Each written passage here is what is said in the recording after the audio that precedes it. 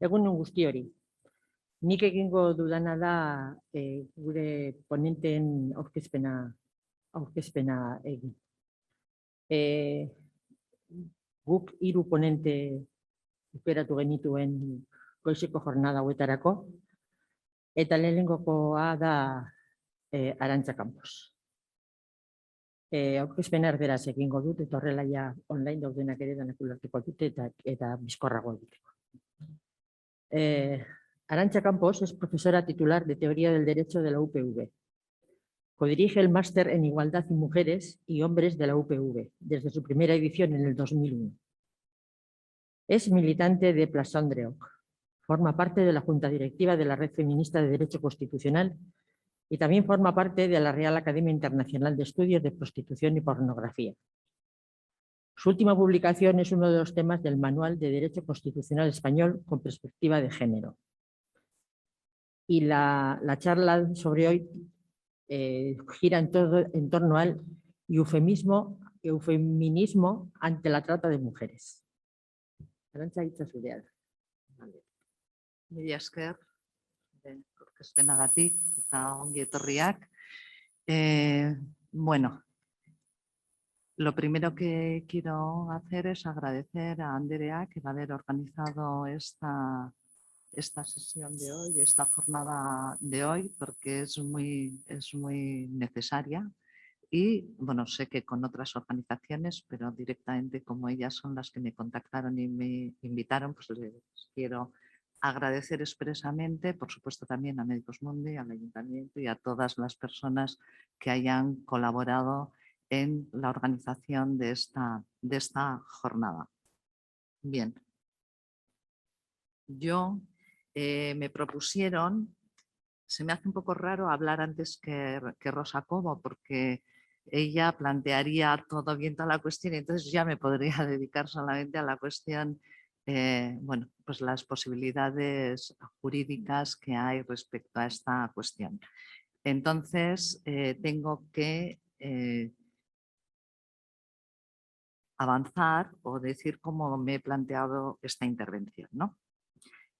Voy a hacer primero una breve definición de conceptos desde el punto de vista jurídico de lo que es trata, tráfico y prostitución. Y voy a intentar mostrar que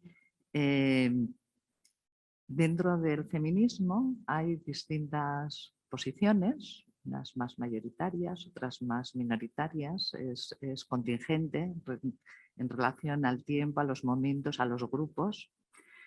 Y se traducen esas dos posiciones en dos posiciones muy claras. Una parte entiende, como ya se ha explicado, no solo la trata, pero empezamos por la trata como aparte de un delito, una violencia contra las mujeres y entender que trata y prostitución son lo mismo, supone un posicionamiento jurídico de eliminar, o sea, la propuesta va a ser eliminar el daño que se produce, mientras el otro sector, el que plantea que no la trata, pero sí la prostitución, bueno, luego me referiré qué diferencia o por qué digo esto, es un trabajo.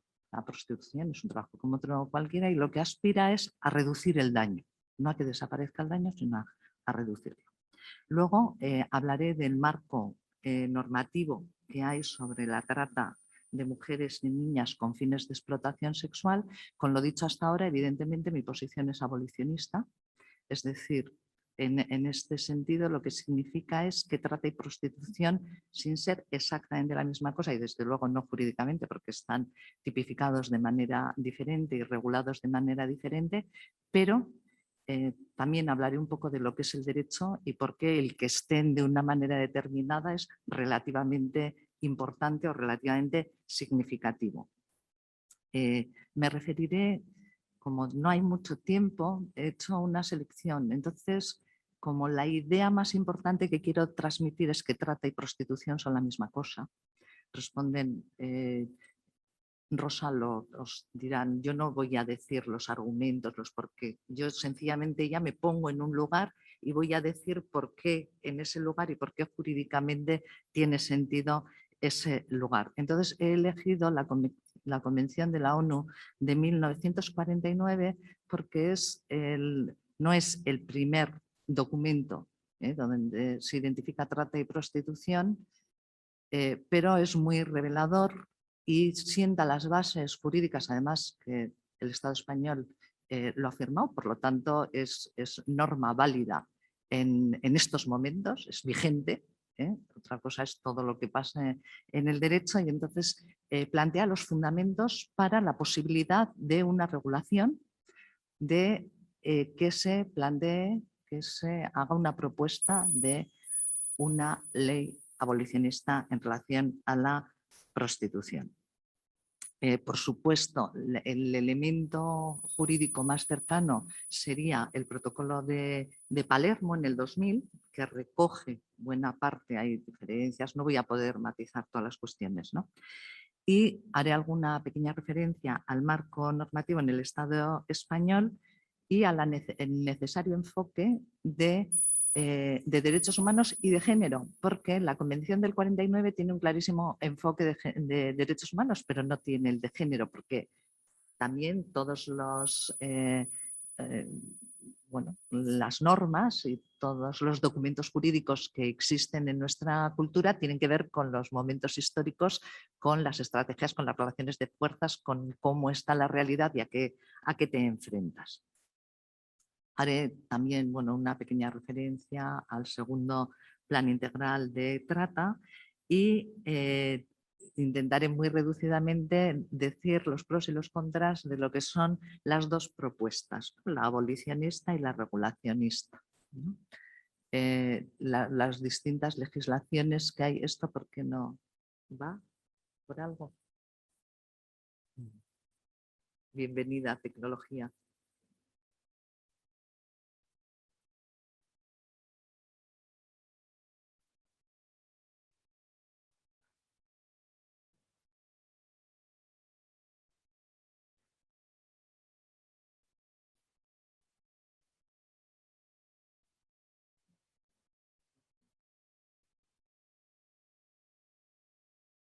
Antes funcionaba. Sí, ya le doy, pero no pasa. Ahora sí. Vale.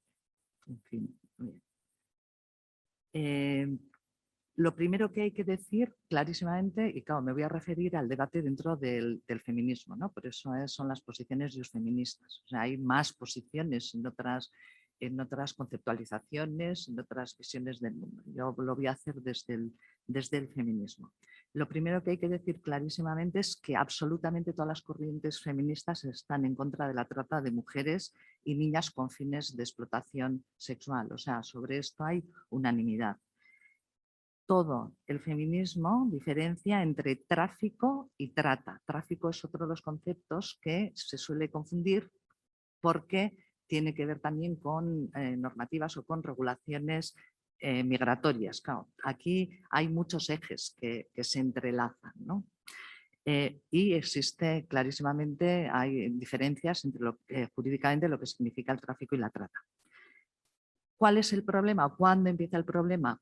Cuando no todo el feminismo está de acuerdo en identificar trata con prostitución o en apostar por, o sea, sin decir que es exactamente lo mismo, en el sentido jurídico, es decir, que puede que haya que regularlo, que tipificarlo de distinta manera, ¿no?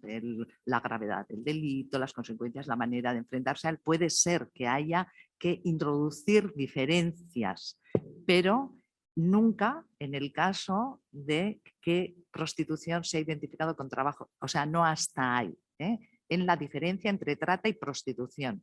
O sea, ¿esto por qué lo digo? Porque no tenemos que ir a bulto. Si queremos sacar cosas hacia adelante, tenemos que ir matizando porque nuestra sociedad es compleja, porque hay muchas ideas, porque se plantean muchas cuestiones. Entonces, una cuestión que no se puede decir jurídicamente hoy en día porque desprotegeríamos muchas situaciones concretas de trata, es que hay que regularlo igual, eso es una cuestión, y otra cosa es que el no regularlo igual suponga que la prostitución hay que regularla como un trabajo más. Creo que introduzco el elemento diferenciado, ¿no? Es una cuestión compleja y, como ya os he dicho, existen posiciones dispares al interior del feminismo. Por permitir el debate, no sé si este va a ser el contexto o no, sí quiero decir que en las dos posiciones se comparte el objetivo, ¿no? Que es la defensa de las mujeres y de sus derechos. O sea, no es que una posición esté en contra de los derechos y otra a favor, una a favor de las mujeres y otra en contra. No, todo lo único que se parte de un análisis diferente, se desarrollan estrategias diferentes y se hacen propuestas legislativas diferentes. Hay diferencias, es plural, pero no se podría decir que hay, bueno, claro, yo como abolicionista, que hay mala fe en la otra posición, ¿no? Aunque evidentemente no la comparto, eso lo dejamos aparte, pero reconozco públicamente que también se quiere salvaguardar los derechos de las mujeres, con lo cual tendremos que trasladar el debate a qué consideramos que son derechos, que es lo realmente interesante, ¿no? Pero que no va a ser ahora aquí el momento. Estas dos posiciones en relación al derecho, lo único que comparten es que ninguna de las dos consideran que el derecho se tiene que mantener al margen, que en términos legales sería la situación en la que actualmente está el Estado español. No es ni de ilegalidad ni regulado, sino que es de alegalidad. Y eso produce y permite que se produzcan cantidad de cuestiones increíbles e insoportables desde mi punto de vista. Digo esto porque tenéis acceso, podéis acceder a muchas teóricas que tratan estas cuestiones y que todas se posicionan en que el derecho debe hacer algo con esta cuestión. ¿Qué me gustaría decir respecto a esta necesidad de que el derecho se posicione sobre esta cuestión? Es, lógicamente, el derecho tiene unas funciones sociales y sin desestimar sus funciones sociales, creo que tenemos que ser muy honestas también, diciendo que el derecho no resuelve los problemas y este tampoco. El que esté regulado el asesinato, el robo, o sea, tantos delitos que están regulados en nuestra sociedad y que a todo el mundo nos parece bien que se regulen. Podemos discutir si las penas son adecuadas, si no, si tienen que ser más, si tienen que ser menos. O sea, aceptamos, nuestra sociedad acepta que el derecho tipifique comportamientos no deseados y que si se realizan esos comportamientos acarrean una consecuencia jurídica, una pena. Eso no significa en absoluto que el que se regule suponga la eliminación o la desaparición del problema. ¿Por qué digo esto? Porque en el debate que existe entre regulación y abolición siempre se echa como en cara de en este país ya tal, pero sigue habiendo. O sea, y esto es un argumento que se puede utilizar en ambas direcciones. O sea, tanto en los estados donde hay leyes abolicionistas como en los estados donde hay leyes regulacionistas, sigue existiendo la trata, sigue existiendo la prostitución. O sea que el asunto no es ese, porque en los países donde se regula el asesinato, la violencia de género, el robo, todo lo que se os ocurra, sigue existiendo. ¿Cuál es nuestro problema o cuál va a ser estratégicamente? ¿Por qué una ley? Porque no es lo mismo, no son las condiciones, no son los números, los datos, y aquí hay otro gran problema en el que todas las tendencias podríamos ponernos de acuerdo. Todo el mundo dice que los datos son inexactos y todo el mundo utiliza los datos para defender la posición en la que está. Bueno, la sociedad, creo que hemos llegado a Marte ya, ante un hecho que cualquier ciudadano de nuestra sociedad sabe dónde puede encontrar a una mujer para contratar sus servicios sexuales, es increíble que esa sociedad no tenga la capacidad técnica, política y jurídica para ofrecernos unos datos fiables, que todo el mundo acepte. no soy ilusa, porque los datos no hablan solos, ni se recogen solos, se recogen, claro, primero tienes que conceptualizar, ¿no? Tienes que saber qué quieres recoger. Entonces, ese es el primer debate que debería haber en esta cuestión, porque bueno, para preparar esta he visto muchos trabajos académicos que hacen referencia a esta cuestión, a los datos, ¿no? Bien. En todo caso, aunque los multiplicáramos, lo multiplicáramos por 100.000 o lo dividiéramos por 100.000, el problema es gravísimo. No solo cualitativamente, sino cuantitativamente, con lo cual solíamos decir, ¿no? Hemos tenido muchos problemas, ¿no? Hemos dicho que una sola vida ya merece todos los esfuerzos que el Estado, solo una, entonces todas las que están en juego con mayor razón, ¿no? Por lo tanto, el derecho, esta es una de las ideas, el derecho es limitado, lo cual no quiere decir que sea irrelevante. Y también hay que decir que el derecho a veces refleja lo que hay en la sociedad y va por detrás o por delante. Puede servir como un instrumento de cambio o puede ser un instrumento que se resista al cambio. Por lo tanto, ese argumento también está desechado porque pueden producirse las dos situaciones. Y ya en relación a la función del derecho y a su ámbito punitivo, decir que no necesariamente, voy a citar a Ana Rubio, criminalizar las malas prácticas sociales no siempre es la solución más adecuada. Incluso esta criminalización puede generar una fuerte crisis de legitimación social, al comprobarse su inaplicabilidad o ineficacia. Esto, en derecho, estamos hartas las feministas de ver. Los problemas que afectan a las mujeres no se resuelven con la aprobación de leyes. Ese es el primer paso, aprobar una norma, pero es absolutamente imprescindible que sean eficaces. Y para que sean eficaces las normas, tiene que haber unas políticas públicas clarísimas en esa dirección. En el ámbito judicial nos escandalizamos una y otra vez si comparamos con la violencia de género en general, ¿no?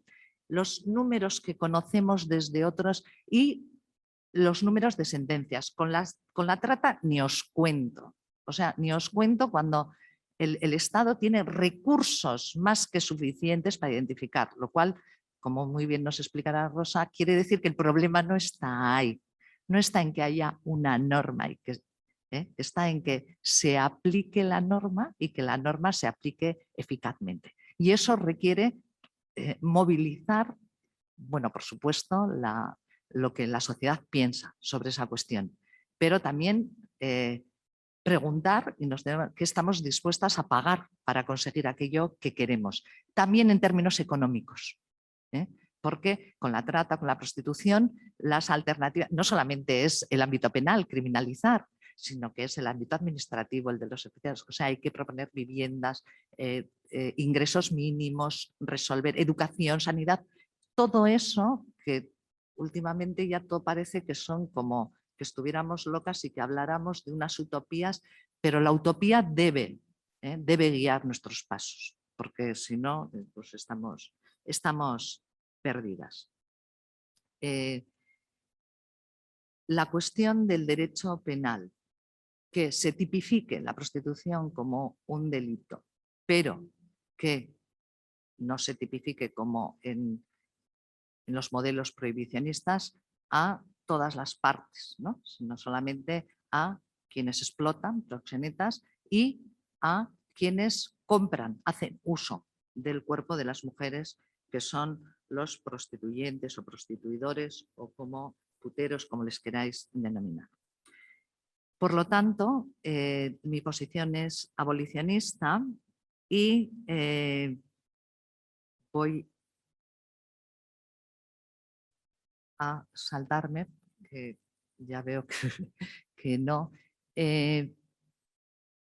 Bien, la cuestión importantísima para este debate es que cuando nuestra sociedad lucha contra la esclavitud, queda un tipo de esclavitud que se llama trata de blancas, es decir, prostitución.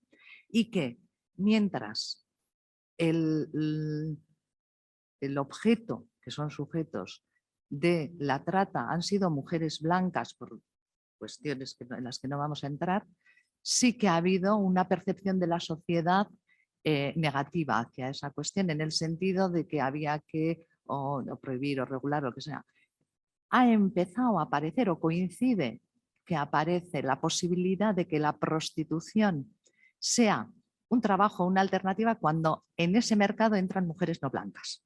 Y esta consideración racista, que ya sé que porque al abolicionismo se le acusa de muchas cuestiones, pero esto es algo que las revolucionistas tendrán que tener en cuenta, aparte de otras consideraciones, pobreza y tal, pero la cuestión migratoria y la cuestión racial debe ser, o sea, originariamente prostitución se denominaba trata de blancas y ese es el origen.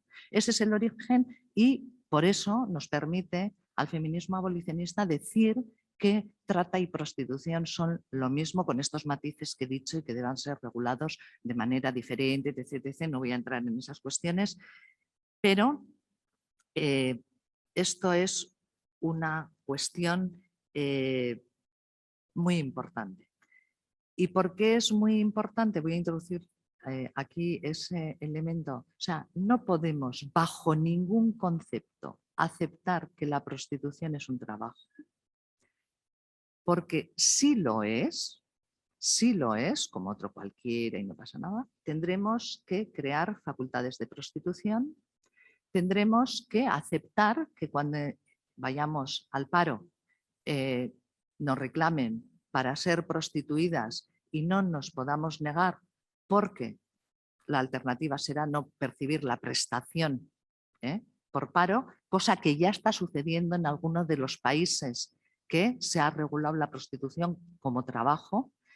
Y lo más terrorífico de todo, y es que dice a nuestras niñas, por supuesto a nuestros niños también, que cualquiera podemos resolver nuestra vida, cualquiera, en cualquier momento, es una actividad, un trabajo al que nos podemos dedicar y solamente por ser mujeres. Y aquí el siguiente argumento, voy a entrar ahora con, bueno, no voy a decir la diferencia que hay entre, había dicho, entre trata y prostitución, entre tráfico y trata, el consentimiento, la explotación, la transaccionalidad, porque si no, no os voy a poder contar nada, para entrar ya en una cuestión que yo no entiendo cómo no nos hace ponernos en la misma posición. Y oyendo ahora a la mujer de Médicos Mundi, sé por qué. Y ha dicho, bueno, no nos metemos en esas cuestiones y tal. Y es que la prostitución es un pacto interclasista patriarcal. Esa es la dificultad.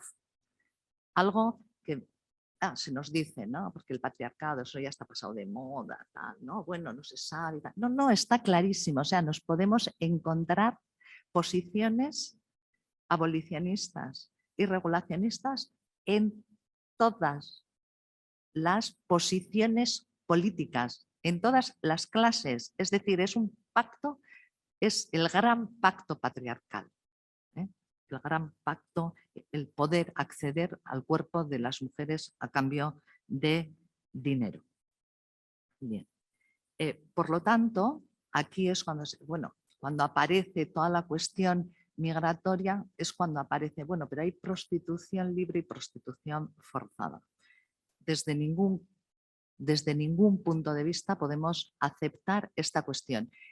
Y si subjetivamente alguien tiene esa percepción, no hay ningún problema. O sea, ese no es el problema. El problema es de nuestra estructura social. Y desde un punto de vista feminista, una institución que el 99% de las que ejercen esa actividad son mujeres y el 100% de quienes usan o compran son varones, o sea, es que no haría falta ningún otro argumento para ver que es una institución que promociona la desigualdad. O sea, Y estamos corrigiéndolo con las leyes de igualdad, estamos corrigiendo muchas cosas donde esto sucedía, ¿no? Donde el 100% eran ingenieros o médicos y el 100% enfermeras. Lo estamos corrigiendo en muchos lugares y nos parece que es deseable, aceptable, con normas, con leyes que obligan. Y en esta cuestión ese dato nos parece irrelevante. No lo puede ser desde ningún punto de vista. Bien, desde la posición de derechos humanos, y no sé el tiempo que me queda, me temo que va a ser poco, está, como os he dicho, el convenio para la represión de la trata de personas y la explotación de la prostitución ajena. O sea, técnicamente y jurídicamente ha habido un momento en el que se identificaba clarísimamente la prostitución con la trata. Y es en un momento político, cara Rosa, ¿no? La libertad sexual, liberalismo, total, que ya se deslinda y estamos últimamente muy acostumbrados a escuchar muchos discursos sobre la libertad, sobre todo en Madrid, ¿no? Pues tienes todo free, todo free, todo free. Y no es verdad, porque además no es verdad, ¿no? Regulan lo que quieren regular y como quieren regular. Bien. El primer elemento fundamental de esta convención es que identifica la prohibición de el reprimir la trata de personas y la explotación de la prostitución ajena, que es un atentado en el preámbulo de esta convención, un atentado contra la dignidad de las mujeres. Además, también lo podemos encontrar en el artículo 1 de la Declaración Universal de Derechos Humanos del 48. ¿Qué es lo importante? Que identificando que la prostitución es un delito, lo relevante es que no penaliza a las víctimas, es decir, a las prostitutas. Ya ha habido un largo periodo en que con esta cuestión solamente se ponía el foco en quien ejercía la prostitución y desaparecían todos los actores, los explotadores, los consumidores. Era como que las prostitutas existieran ellas por sí mismas, porque un día se les ocurría que, mira, se iban sin más. Y esta es la primera cuestión. Esta es la primera cuestión fundamental. La segunda importantísima es la carga de la prueba, que ese es un problema que jurídicamente existe después de la aprobación de la reforma del Código Penal del 95 y del 2015, que al diferenciar trata, prostitución, forzada, libre, se hace, o sea, la víctima tiene que demostrar la carga de la prueba. En esta convención, la carga de la prueba no recae sobre las víctimas, sino sobre los que organizan la explotación de la prostitución y de la trata con fines de prostitución. Es decir, penaliza o obliga a que demuestren que no están incurriendo en un ilícito a los proxenetas y entendiendo por proxenetas no solamente el que directamente explota a una mujer, sino lo que se conoce como la tercería locativa, es decir, como todas los que participan alquilando, trasladando, en este increíble negocio. En el artículo 1 dice: aquel que concierte, explote o dirija a otra persona hacia la prostitución, no hacia la trata, hacia la prostitución, debe ser perseguido, porque en esta convención trata y prostitución son la misma cosa y porque originariamente la han tenido y habrá que ver por qué se ha querido deslindar, ¿no? Traficantes, proxenetas, reclutadores y todos los que, aún con el conocimiento de la persona tratada, o sea, no exime, ni obliga a la víctima a unas sabiendas, no obliga a la víctima a demostrar. Tengo un montón de la Fiscalía en Vizcaya, un montón de sentencias donde aparece y es terrorífico, porque ¿por qué no hay más sentencias en esta dirección? Precisamente por la imposibilidad de que las víctimas demuestren que son víctimas de trata. Esto hay que cambiarlo ya, por ejemplo, legislativamente. O sea, la víctima nunca puede ser quien demuestre. Y, por ejemplo, ese ha sido un gran triunfo del feminismo jurídico en muchos otros ámbitos, ¿no? Para demostrar la discriminación, la inversión de la carga de la prueba. O sea, quien la padece no tiene que demostrar, quien tiene que demostrar es quien ejecuta. Quien ejecuta tiene que demostrar que no está cometiendo un acto discriminatorio o un ilícito. Y en este sentido, es fundamental la inversión de la carga de la prueba, porque aquí entra en juego el consentimiento en el ámbito jurídico. Los proxenetas lo utilizan hasta la saciedad y nos encontramos con un sistema judicial que comparte las posiciones de los proxenetas. Es decir, que por las alegaciones que hacen, por las sentencias que dictan, se pueden estudiar, no todas afortunadamente, pero abstraen toda una situación que coloca a la víctima en un lugar y en lo único que se fija es que ha consentido. Últimamente nuestra sociedad ha asistido a un gran debate sobre el consentimiento con el tema de la violación, ¿no? Y era exactamente lo mismo, o sea, mientras no digas que no es que sí. Pues aquí un poco es lo mismo, o sea, es que todos los elementos de violencia contra las mujeres, de represión de los derechos de las mujeres, de no cumplimientos de derechos de las mujeres, tienen dogmáticamente unas bases similares que precisamente nos dirigen a ese análisis, ¿no? A ese pacto interclasista, al patriarcado, ¿no? ¿Por qué? Porque nuestro derecho liberal es un derecho patriarcal y está imbuido, pero no solamente en su ideología, sino en su ámbito procesal también, en el procedimiento, está impregnado de patriarcado, de posiciones masculinas, de los intereses de los varones, etc. Se acabó. Bueno, la tercera, bueno, dejarme dos minutos.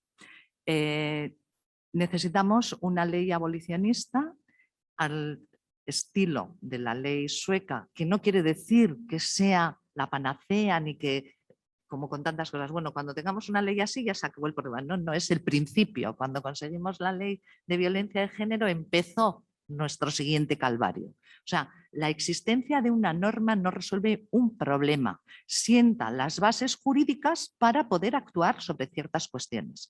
¿Cuál es el elemento fundamental del tipo de legislación que pedimos? Abolición de la prostitución, ¿qué quiere decir? ¿Prohibición y castigo? No. Castigo a los explotadores, a los proxenetas, tipificar delictivamente, y a los consumidores.